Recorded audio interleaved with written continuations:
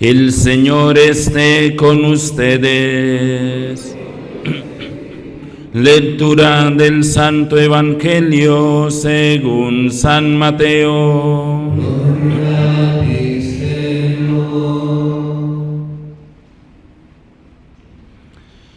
En aquel tiempo dijo Jesús a sus discípulos: El que quiere a su padre o a su madre más que a mí, no es digno de mí. El que quiere a su hijo o a su hija más que a mí, no es digno de mí. Y el que no carga con su cruz y me sigue, no es digno de mí. El que encuentre su vida la perderá, y el que pierda su vida por mí, la encontrará. El que los recibe a ustedes, me recibe a mí, y el que me recibe, recibe al que me ha enviado. El que recibe a un profeta, porque es profeta, tendrá recompensa de profeta, y el que recibe a un justo, porque es justo, tendrá recompensa de justo. El que dé a beber, aunque no sea más que un vaso de agua fresca, a uno de esos pequeños, solo porque es mi discípulo, en verdad les digo que no perderá su recompensa. Palabra del Señor. Gloria a ti, Señor Jesús.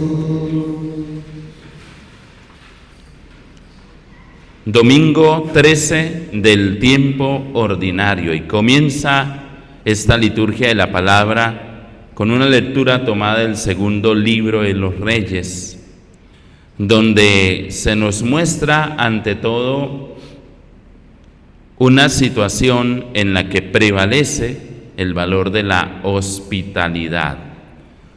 Hay una familia sunamita, una mujer, donde Eliseo ocasionalmente llega a esa casa y allí es hospedado y atendido. Pero surge en aquella mujer y su esposo la iniciativa de construir una habitación para el profeta, ampliar la casa, porque reconocen en él simplemente que se trata de un hombre santo de Dios, el que siempre viene a verlos. Hasta ahí el relato parece una historia normal de hospitalidad, como es propio de nosotros los latinos. Sin embargo, vale la pena resaltar una lectura espiritual de este hecho que nos presenta el libro de los Reyes, para mostrar cómo aquel gesto de hospitalidad termina trayendo para esa familia vida que hasta el momento había permanecido ausente. Esa pareja nunca habían podido tener hijos y el esposo ya era un anciano.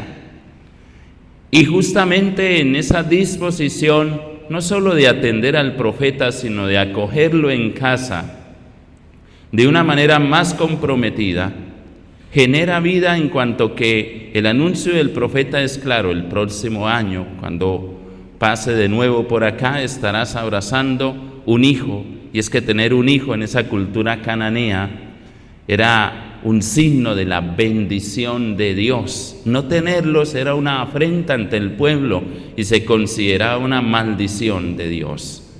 Por eso es muy relevante este aspecto de la vida. Pero les decía, vale la pena hacer una lectura espiritual, y entonces es entender cómo nosotros estamos llamados no solo a atender a Dios ocasionalmente con nuestras oraciones, cada 8 días de pronto vamos a misa y procuramos ser religiosos.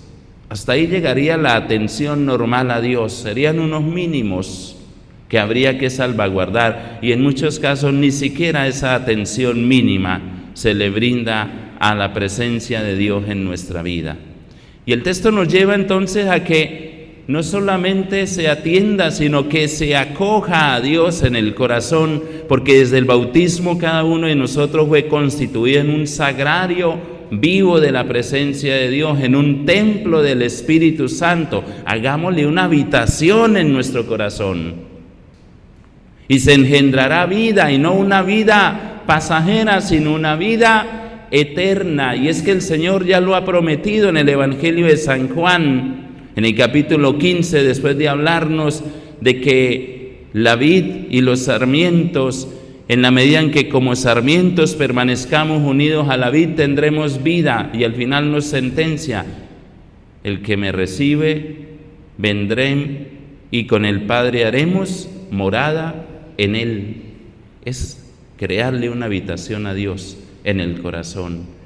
Y entonces ya vamos a pasar más allá de los meros actos religiosos, a que en nuestra vida poco a poco se vaya engendrando esa presencia de Dios y vaya ocurriendo en nosotros una transformación interior que se refleje en nuestras acciones, en nuestra manera de hablar, en las decisiones que tengamos, en el sentir que sea más recto y acorde a esa realidad del amor de Dios que se ha engendrado en nosotros y que cada vez más va siendo manifiesta, se va dando luz y que se traduce en las obras de misericordia. Y justamente una de las obras de misericordia es dar hospedaje al peregrino. Pero hay una realidad en nosotros que amenaza con hacernos abortar, por usar la imagen. Y entonces San Pablo viene a recordarnos la condición del pecado con la cual nosotros tenemos que luchar. Y se trata de una decisión propia. San Pablo nos recuerda que en virtud de la muerte de Cristo fuimos nosotros liberados y salvados.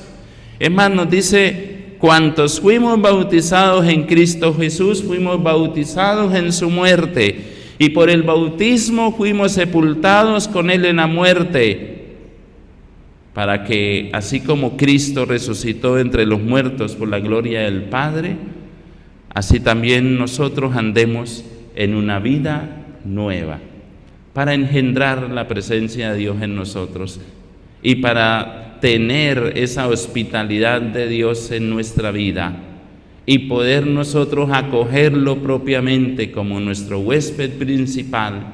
Es necesario aprender a morir en Cristo a todas aquellas realidades que nos esclavizan y que nos dominan. Y cada uno de nosotros tiene su talón de Aquiles en cuanto al pecado se refiere. Los pecados no son los mismos en todos. La fragilidad no es la misma en cada persona. Cada uno de nosotros tiene aquello que es más incisivo y que es necesario detectar y que es necesario aprender a dominar y que es necesario superar para que en nosotros se muestre en plenitud esa presencia de Dios. Así resucitamos con Él a una vida nueva, a la vida eterna. Y entonces el Señor en el Evangelio viene a resaltarnos 3 aspectos claves que debemos nosotros salvaguardar en nuestra vida. Y entonces nos dice que es necesario ser discípulos, que es necesario ser justos y que es necesario ser profetas, aunque no lo está dando a conocer como indicadores directos en nuestra conducta, porque está diciendo: el que reciba a un profeta porque es profeta tendrá la recompensa de profeta, el que reciba a un justo porque es justo tendrá la recompensa de justo, y el que dé a beber aunque sea un vaso de agua porque es discípulo mío no se quedará sin su recompensa. Vale la pena resaltar esos 3 términos en ese orden: discípulos en la escuela de Jesús, justos en la medida en que Dios vive en nuestro corazón y nos lleva a actuar en justicia, en rectitud y sobre todo movidos y definidos por el amor, y de esa manera seremos profetas de su presencia.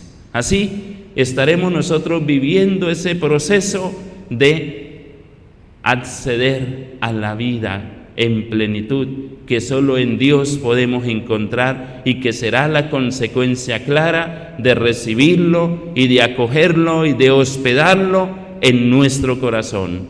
Y como profetas, testimoniar esa presencia del Señor en la realidad de la familia. Por ahí tiene que empezar nuestra transformación.